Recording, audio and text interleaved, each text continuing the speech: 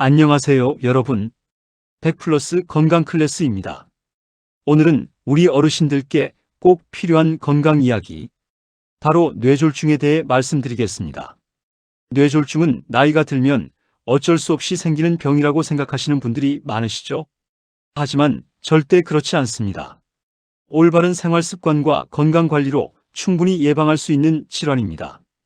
오늘은 뇌졸중이 무엇인지, 우리 몸이 미리 보내는 신호는 어떤 것들인지, 그리고 어떻게 예방하고 대처해야 하는지까지 아주 쉽고 자세하게 알려드릴 수 있도록 하겠습니다.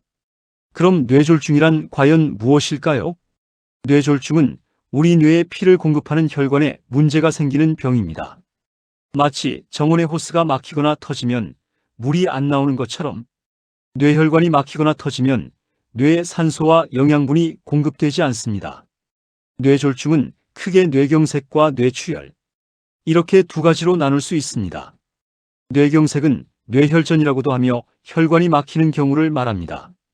비율로는 전체의 약 80% 정도를 차지하고 있어요. 두 번째 뇌출혈은 혈관이 터지는 경우를 말하는데요. 이는 전체의 약 20% 정도를 차지하고 있습니다.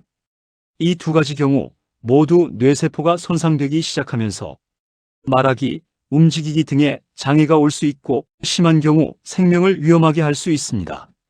그래서 의료진들이 시간이 곧 뇌다라고 말하는 것입니다. 이런 뇌졸중에는 아주 중요한 전조 증상이 있는데요. 많은 분들이 뇌졸중은 갑자기 쓰러지는 병이라고 생각하시는데 사실 우리 몸은 미리 경고 신호를 보냅니다. 이를 전조 증상 또는 일과성 허혈발작이라고 부릅니다. 마치 컴퓨터가 고장나기 전에 먹통이 되었다가 다시 돌아오는 것처럼 뇌혈관도 잠시 막혔다가 다시 뚫리면서 증상이 나타났다 사라집니다. 이 신호는 보통 몇 분에서 길게는 24시간 내에 회복되지만 절대로 가볍게 넘어가면 안 됩니다. 그 중에서도 꼭 기억해야 할 전조 증상들이 몇 가지 있는데요. 먼저 한쪽 팔다리가 마비되는 경우입니다. 갑자기 한쪽 팔이나 다리에 힘이 빠져서 젓가락을 떨어뜨리거나 다리를 끌게 됩니다. 두 번째로는 바로 언어장애인데요. 말이 어눌해지거나 다른 사람 말을 못 알아듣거나 하고 싶은 말이 생각나지 않는 경우입니다. 세 번째는 시야장애입니다.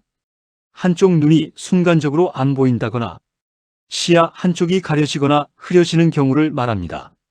네 번째는 심한 어지럼증입니다. 갑자기 빙빙 도는 어지럼증과 함께 걸을 때 한쪽으로 치우치거나 넘어질 듯한 느낌을 받는 경우가 있습니다. 마지막은 극심한 두통 증상입니다.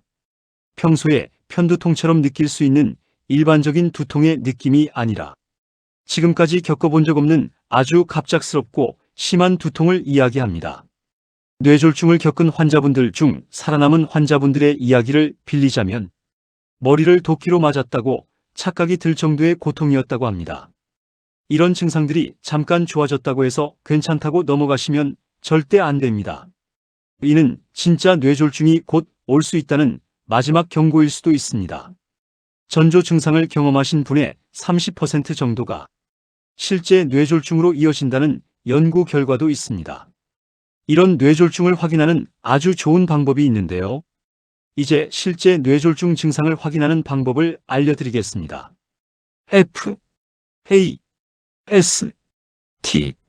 FAST라는 영어 단어로 쉽게 기억하실 수 있습니다. F는 페이스, 즉 얼굴을 말합니다. 환자분에게 웃어보세요 하고 질문한 다음 한쪽 얼굴이 처지거나 입꼬리가 한쪽만 올라간다면 그 즉시 이상을 감지해야 합니다. A는 암, 즉 팔을 말합니다. 환자분에게 양팔을 들어보세요 하고 질문한 다음 한쪽 팔에 힘이 없어 떨어진다거나 들 수 없는 경우에도 그 즉시 이상을 감지해야 합니다. S는 스피치, 즉 말하는 것을 의미합니다. 환자분에게 저를 따라서 말해보세요 하고 질문한 다음 발음이 부정확하거나 말이 어눌하다는 느낌을 받는다면 그 즉시 이상을 감지해야 합니다. T는 타임, 즉 시간을 뜻하는 말입니다. 위에서 말씀드렸던 F, A, S에 해당하는 증상이 하나라도 있으면 즉시 119에 신고하셔야 합니다. 패스트 검사는 가족이나 주변 분들이 쉽게 할 수 있습니다. 한 가지라도 해당되면 조금 더 지켜보자고 하지 마시고 즉시 119에 신고해 주세요.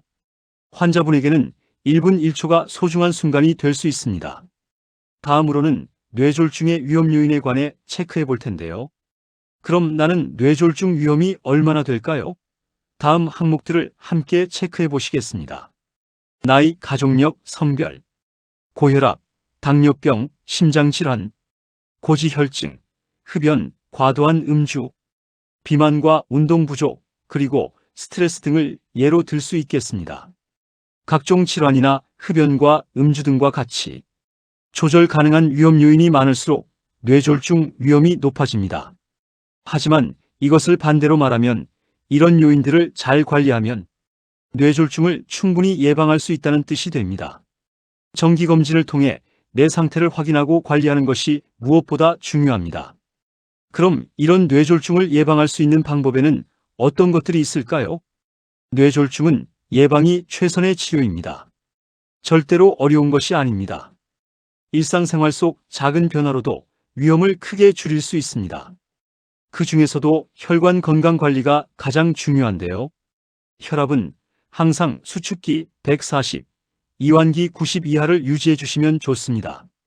당뇨가 있으시면 철저한 혈당 조절을 통해서 컨디션을 유지합니다.